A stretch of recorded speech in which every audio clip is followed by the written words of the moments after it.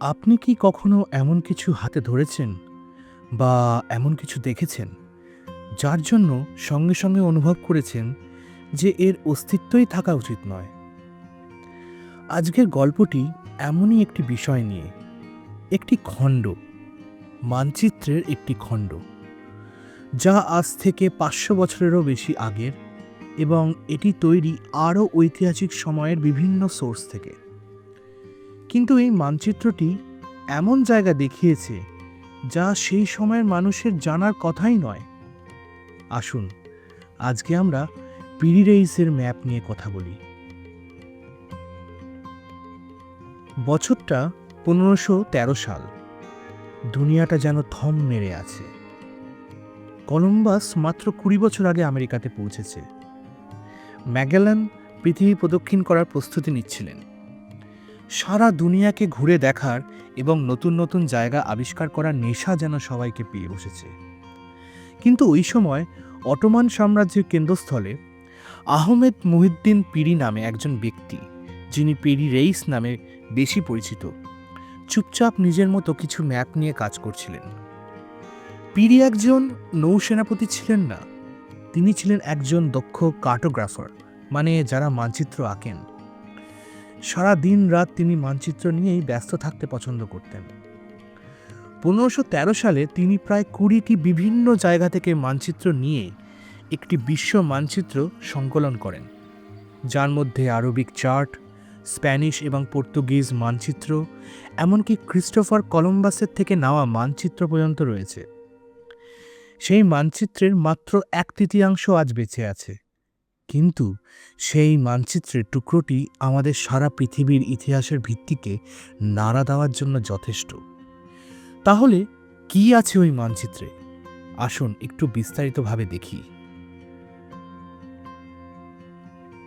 এই মানচিত্রের খণ্ডে আপনি স্পষ্টভাবে দেখতে পাবেন আইবেরিয়ান উপদ্বীপ অর্থাৎ স্পেন ও পর্তুগাল, আফ্রিকার পশ্চিম উপকূল সঠিকভাবে আঁকা, দক্ষিণ আমেরিকার পূর্ব উপকূল এমনই ডিটেলিং দিয়ে আঁকা যা ১৬ শতকের অন্যান্য মানচিত্রের থেকে অনেক ভালোভাবে বোঝা যায়, হিস্প্যানিওলা এবং সম্ভবত বাহামার মতো ক্যারিবিয়ান দ্বীপপুঞ্জের একটি ক্ষুদ্র অংশ।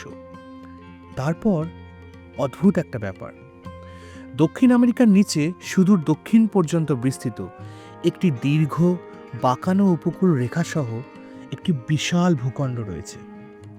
কেউ কেউ মনে করেন এটি দক্ষিণ আমেরিকার একটি বিকৃত চিত্র, কিন্তু বাকিরা, তারা মনে করে এটি সম্পূর্ণ অন্য কিছু। অ্যান্টার্কটিকা। অ্যান্টার্কটিকা বরফ ছাড়া? এখানেই সব কিছু যেন ঘেটে যাচ্ছে, যা গবেষক এবং কনস্পিরেসি থিওরিস্টদেরও একইভাবে বিভ্রান্ত করেছে। মানচিত্রে আঁকা ল্যান্ড মাসের সাথে অ্যান্টার্কটিকার কুইন মড ল্যান্ড, যা অ্যান্টার্কটিকার উত্তর উপকূলে অবস্থিত, তার সাথে অদ্ভুত রকমভাবে মিল আছে। এখানেই হচ্ছে আসল সমস্যা।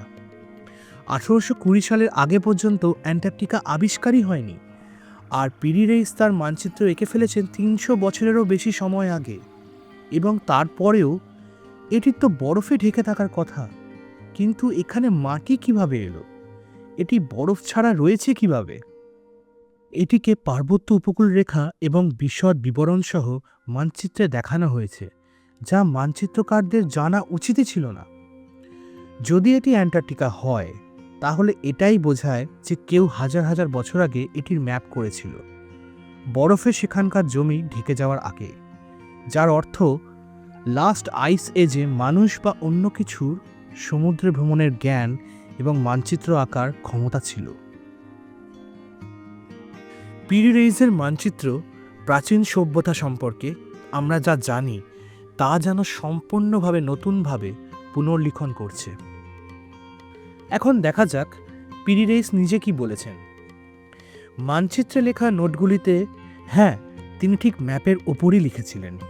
এই মানচিত্রটি প্রায় ২০টি চার্ট এবং মাপ্পামুন্ডি থেকে আঁকা হয়েছিল। এই চার্টগুলি আলেকজান্ডার দ্য গ্রেটের সময় আঁকা চার্ট। বলে রাখা ভালো, মাপ্পামুন্ডি মানে হচ্ছে মধ্যযুগীয় সময়ের ইউরোপিয়ানদের আঁকা সারা পৃথিবীর ম্যাপ।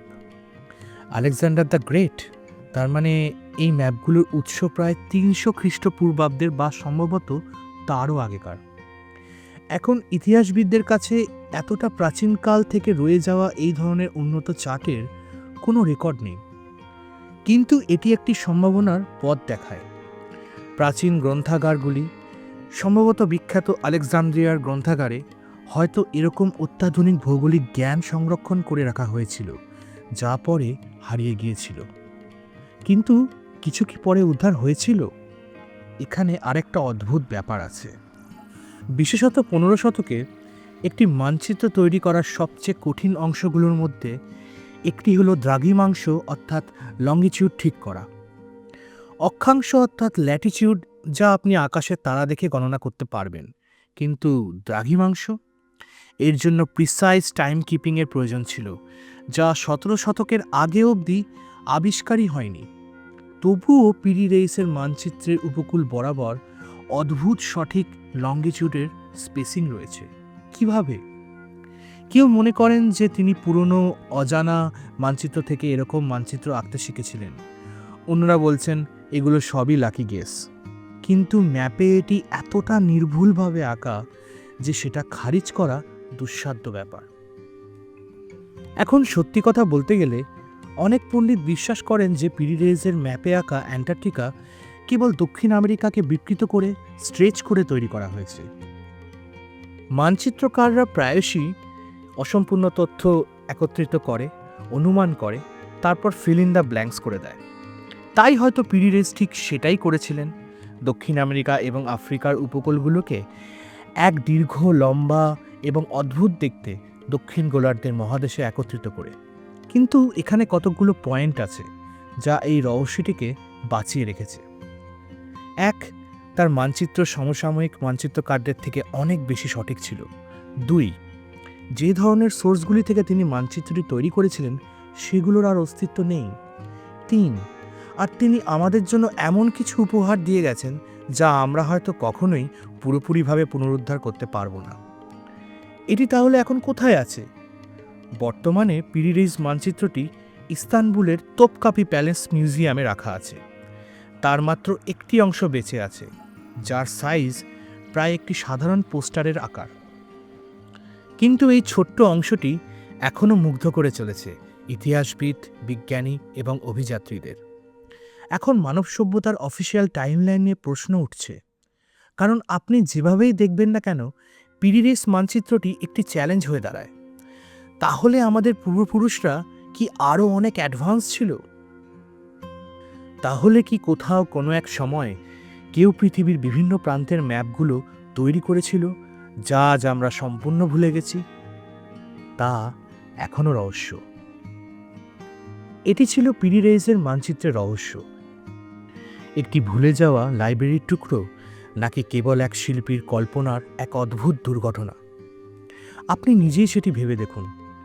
আপনি যদি এই পর্বটি উপভোগ করেন তাহলে সাবস্ক্রাইব করতে এবং আপনার বন্ধুদের সঙ্গে শেয়ার করতে ভুলবেন না।